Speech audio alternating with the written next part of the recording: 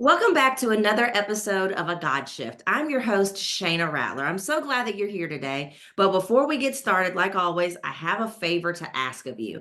So, wherever it is that you're listening to this episode, I want you to take a screenshot. And then, with that screenshot, post it on your social media, tag us here at A God Shift. And then I just want to hear your biggest aha moment or your biggest takeaway from this episode. And the reason why I do that is because I recognize that there are a lot of believers out there that they really want to do their part to uphold Christian values, but everybody doesn't know where to start. And so the more times that these episodes are shared, the more people that can be equipped with the strategies and the tips and the tools that we share here on this episode. So I want to thank you in advance for being willing to share that. Well, I am excited once again about my guest today, so I'm going to read her bio and get started with the conversation. My guest today is a board-certified internal medicine physician and work-life integration researcher. She is the founder of Restorasis, a professional development agency dedicated to restoring well-being in the workplace through its proprietary 7 types of rest framework to help companies support their employees with work-life integration and burnout prevention strategies. As a busy physician, author, and mom, she understands that life's demands can leave you feeling mentally overwhelmed, emotionally drained, and physically tired. Daily, she helps high achievers deal with their work-rest imbalance and find actionable answers to the thriving lifestyle they desire. I want to welcome to the show Dr. Saundra Dalton-Smith. Thanks so much for having me. I am excited to have you. So, the bulk of the people that listen to my episodes are leaders. Some of them are leading in ministry, some of them are leading in the marketplace, some of them are leading in both. And the whole premise of my show and my ministry is to really show them, number one, how can we uphold the Christian values that seem to be under attack every single day in the world around us? And then also, how can we mobilize other people to want to blaze that same trail? And so I know Dr. Dalton, should I call you Dr. Dalton Smith or Dr. Smith? You can just call me Saundra. Sandra. Saundra. Okay. Well, Sandra, I know that for years in my career, I was in the marketplace and I really didn't know how to brand myself in as both Jesus Shayna and business Shayna. Now, when you hired business Shayna, you automatically got Jesus Shayna because I believe that everywhere you go, there you are. But I really struggled to figure out how do I blend both faith and business? And then when I accepted my calling to ministry in 2018, I was like, oh, well, it's going to be easy now. Well, I found that it still was not really easy to bridge the gap between the two. And so if someone is listening to this episode, and because the reality is that a lot of the leaders that are listening to this episode, yes, they have a desire to uphold the Christian values that they cherish and that they think that this country was founded on, but they're not necessarily in ministry. So how do they bridge the gap between what is going on in the marketplace and their Christian values that they want to protect? Yeah, I love that question. For myself, that's really where I live most of the time.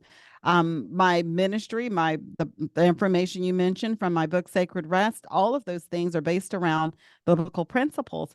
However, as you mentioned in my company, Restorasis, which is a marketplace business, I spend 98% of my time around people who may not particularly believe my faith. Wow. However, they do understand truth and they understand transformation when it hits their lives.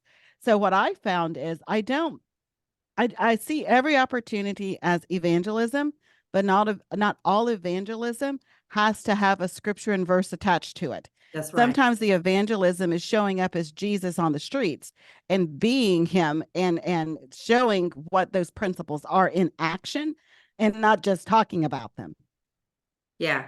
You know what I love about what you're saying is that oftentimes we take words that are used in Christianese and they seem so complicated, like discipleship. Well, all it really means is mentoring. Model Jesus and mentor people, model what you want other people to model. Evangelism. You just gave such a great definition of how we can actually apply those things in the real world in a way that people are going to be receptive. Because one of the things that I don't like And I'm a preacher, so I can talk bad about him if I want to. But one of the things that I don't like that preachers do, or we see so often in church, is that we get a lot of information that they don't necessarily teach us how to apply it. And you talked about the fact that people know truth and people want transformation.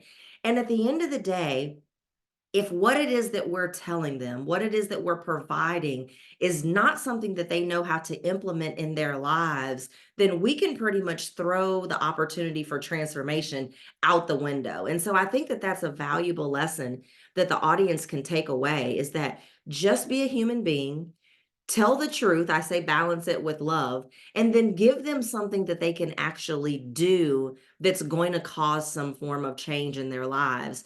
Don't just quote these Bible scriptures. Don't just tell them, like, this is just what Jesus desires. Like, a lot of people need more of than that in order to actually be able to do something with it. Yeah, I totally agree with you. One of the things that really has helped me to visualize this is that one of the opportunities I had was to do a TEDx talk. And when I first got accepted to do, or they invited me actually to do that, they said, "Hey, there's 7 types of rest, but don't talk about spiritual rest." And I'm like, "Okay, you want me to talk about six, but then say there's 7?" The very last minute, they said, "Oh, okay, well, it doesn't make sense to say there's 7 and not talk about spiritual, but you can't talk about it from a religious standpoint." So I Mm. talked about it in holistic standpoint. It's about belonging, acceptance, love, community, all the things that are faith. Now, I didn't say Jesus, but TEDx actually made it very clear all of this came from my book, Sacred Rest, which over half of the book talks about Jesus. I Yeah. can't tell you how many copies of a Christian book has been sold by secular organizations and companies because I don't go in there trying to convert them off the bat. I go in where they're accepting me at. I go in where they're ready to receive. And in that, it opens them up to hear me out with the fullness of the gospel. Yeah. I'm so glad you went there. Oh my God. When I tell you that I didn't struggle because I just flat out just kept saying no. I'm like, I cannot, for some of the mainstream media outlets. I've been blessed to be in over 450, probably 500 media outlets at this point.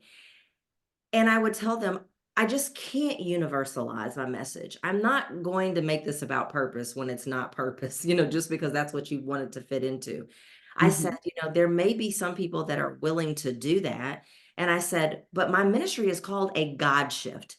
And I said, now, I am eloquent enough in my speech, in my ability to communicate, that if you'll just go with me, it's pre-recorded anyway. You don't have to air it if you don't want to. But if you will just go with me, I can guarantee you that I know how to deliver this in a way that you won't feel like you have made a career limiting move by having someone on your mainstream media platform that is pushing Christianity. Mhm.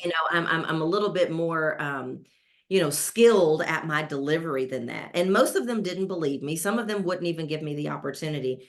But the ones that did give me the opportunity, they realized that I finessed the conversation in a way, and I didn't have to say things like, whatever you believe in, but I believe in God. And so I love that Mhm. you gave that example because I think that people who are listening, that might be one of the things that they struggle with is, okay, but if I'm in the marketplace and I'm maybe against mixed company or maybe in areas that they don't really want me to do that, how do I accomplish my mission and not either get kicked out or not be invited back? Yeah, and I think that's it. You can still state, as I mentioned, people recognize truth. You can state the truth of the word, you can state what the word says, and help them be able to understand how that applies to them, even if they are not a person who has come to believe what you believe yet. Because Correct. most of the time when we look at scripture, the very core of scripture that are the things that a lot of people can get behind, even Yeah. if they're not ready to really kind of comprehend all of the virgin birth and all of the other aspects of it. They can get behind some of the core facts of it. And I think that's sometimes an entry point for people. While God is revealing himself to them, some of us, we've been born into the church, so to speak. Yeah. We've been going to church since we were tiny. There is a whole world of people who have not had that experience. the words, the vocabulary. I might as well be speaking German to them. They're just like, I don't get it. And Right. so unless I help them to be able to get to an even plane where we are at least speaking somewhat of the same language, there's not going to be any hope of even sharing any part of it with them. Absolutely. I think that's a great point. When I was doing my research on you for this episode, I found a couple of times that you have something out there, the 7 lies women tell themselves, right? So Mhm. if the women who are listening, men, they might apply to you too, but if they don't, pass it on to a woman in your life.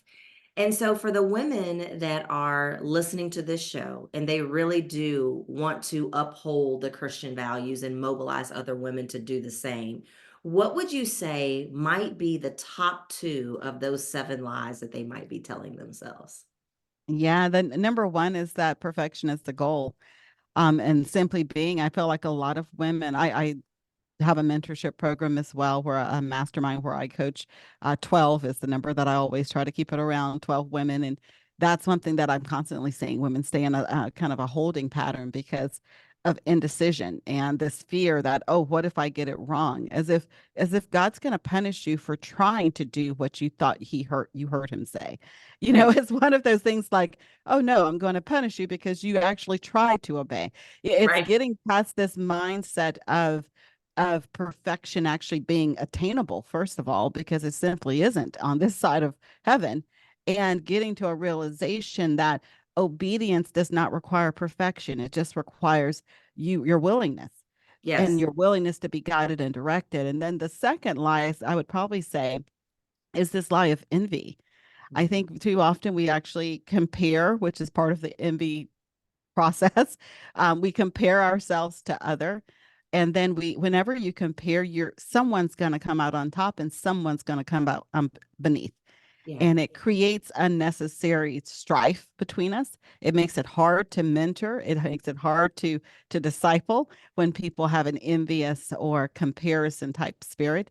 So those are, and the lie basically is that her life is like God has favorites, like some kind of way she has done something that has won his favor above me. And so I'm the lesser child and she's the greater child. Right. One of the things that came to mind when you were sharing the first lie is that I have somewhat of a unexpected answer when people ask me, like, how do I know if this is God or if it's me? I always tell them, you don't have to know. If what it is that you're feeling you should do is not in contradiction with what the word of God says, I think that you step out and then you see how God responds. Because Mm. I believe that he's a great GPS. And just like if I were to leave my home to go to my destination and I went left when I should have went right, my GPS is going to reroute me and get me back on track to where it is that I'm going. God is the same way. And so, for those of you that are not moving forward because you don't know all of the how, you don't know all of the steps, and I just say, can you just know enough? Can you just know enough to take a step and see how God responds? Because everything is figure outable. I don't know if that's a word, but I think it fits. Everything is figure outable. And I also think that that's when we leave space for a miracle. That's when we leave room for God to really work. Because if we're just going to stand still and just create in a vacuum and just get ready to get ready to get ready, then nothing is going to happen. And then also, I've found that when I was a business coach, you don't really know all of the factors that you need to take into consideration until you start implementing anyway. Because even the best plans don't usually go like you thought they would. It's not until you start going that you're like, oh, I probably should have done that first, or I don't even need to do that at all. And so I'm glad that you have put that to rest because there are so many people that are stuck because they don't know the how. And I always say the how is none of our business anyway. So just take a step. If what you're doing is not wrong and it's not harmful, take a step and see how God responds. Yes, I totally agree. So we're going to take a quick break. And when we come back, I'm going to allow you to drop some more gems about how these women leaders can really make the best use of their time in the marketplace and ministry. We'll be right back. God is commissioning women leaders to uphold Christian values and change the course of history for his glory, and to mobilize other women to blaze the same trail.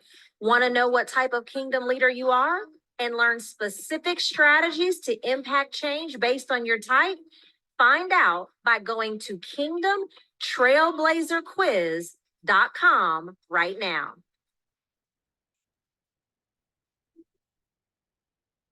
All right, welcome back. So, we're talking about how women leaders can lead most effectively, whether you're in the marketplace, whether you're in ministry, if you're trying to bridge the gap between the two.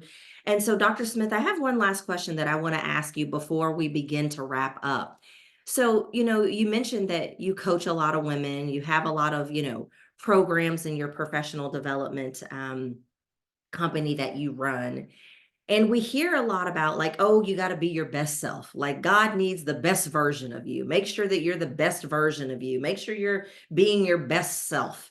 And again, those are some of those things that if we're not told what to do, we don't know. Hey, at the end of the day, can I look back at my day and how do I know if I was my best self? What would be your best tip of how we can show up as our best self as leaders?